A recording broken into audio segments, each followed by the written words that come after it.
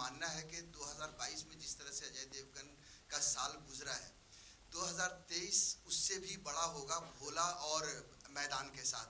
और 2023 Hindi film industry का जिस तरह से गुजरा है दृश्यम 2 के साथ, उसी तरह से पठान से शुरुआत होगी उसकी। आप क्या मानते हैं इन तीनों फिल्मों को लेकर, आपके लिए या हिंदी फिल्म इंडस्ट्री के लिए जिस तरह? सिर्फ मेरे लिए नहीं, जब दृश्यम भी रिलीज हुई और जब सुपरहिट हो गई तो मैं लोगों से यही कहता था कि ऐसी और 3-4 फिल्में हमारी इंडस्ट्री में चाहिए सुपरहिट होना लगातार, ताकि एक जो पैंडेमिक के बाद एक जो ठंडा हो गया था मामला, ऑडियंस को एक फिर से एक मज़ा आना शुरू हो और थिएटर में आने की आदत पड़े।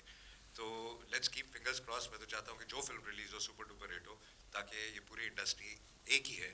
एंड अब जैसे पठान रिलीज हो रही है एंड हम जो भी सुन रहे हैं एडवांस पठान का, इतना फैंटास्टिक आज तक कभी हुआ नहीं। सो मैं दिल से बहुत खुश हूँ और मैं सभी को यही कहता हूँ कि I think we should be very very happy for this.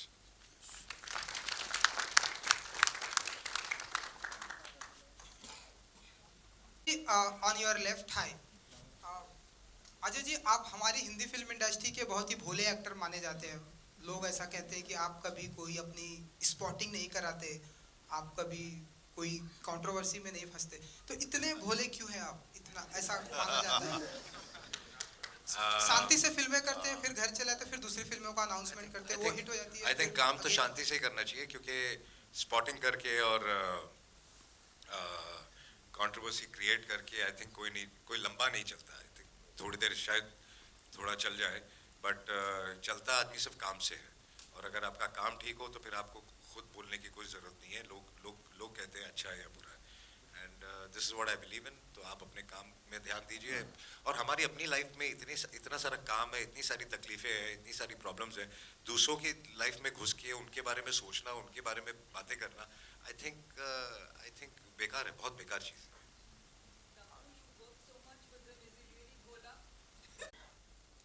Sir, सवाल यह है कि काफ़ी सारे ट्रेड पंडित हों, ट्रेड एनालिस्ट हों या फिर कुछ डिस्ट्रीब्यूटर्स हैं, उनका ये मानना है कि 2022 में जिस तरह से अजय देवगन का साल गुजरा है, 2023 उससे भी बड़ा होगा भोला और मैदान के साथ। और 2023 हिंदी फिल्म इंडस्ट्री का जिस तरह से गुजरा है दृश्यम 2 के साथ, उसी तरह से पठान से शुरुआत होगी उसकी।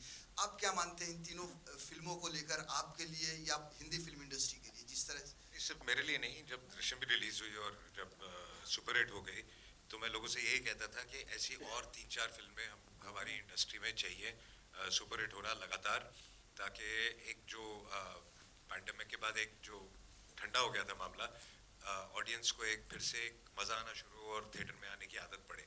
तो लेट्स कीप फिंगर्स क्रॉस। मैं तो चाहता हूँ कि जो फिल्म रिलीज हो सुपर डुपर हिट हो, ताकि ये पूरी इंडस्ट्री एक ही है।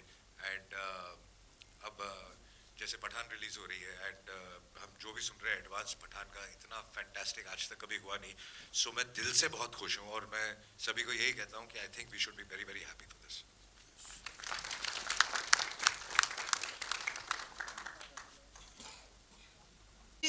On your left high, Ajay ji, आप हमारी हिंदी फिल्म इंडस्ट्री के बहुत ही भोले एक्टर माने जाते हैं। लोग ऐसा कहते हैं कि आप कभी कोई अपनी स्पॉटिंग नहीं कराते, आप कभी कोई कंट्रोवर्सी में नहीं फंसते, तो इतने भोले क्यों हैं आप? इतना ऐसा माना जाता है। शांति से फिल्में करते हैं, फिर घर चले आते हैं, फिर दूसरी फिल्मों का अनाउंसमेंट करते हैं, वो हिट हो जाती है। आई थिंक काम तो शांति से ही करना चाहिए, क्योंकि स्पॉटिंग करके और कंट्रोवर्सी क्रिएट करके आई थिंक कोई लंबा नहीं चलता। आई थिंक थोड़ी देर शायद थोड़ा चल जाए, बट चलता आदमी सिर्फ काम से है। और अगर आपका काम ठीक हो तो फिर आपको खुद बोलने की कोई ज़रूरत नहीं है। लोग कहते हैं अच्छा है या बुरा है, and this is what I believe in. तो आप अपने काम में ध्यान दीजिए। और हमारी अपनी लाइफ में इतना सारा काम है, इतनी सारी तकलीफ़ें हैं, इतनी सारी प्रॉब्लम्स हैं। दूसरों की लाइफ में घुस के उनके बारे में सोचना, उनके बारे में बातें करना, आई थिंक बेकार है, बहुत बेकार चीज़ है।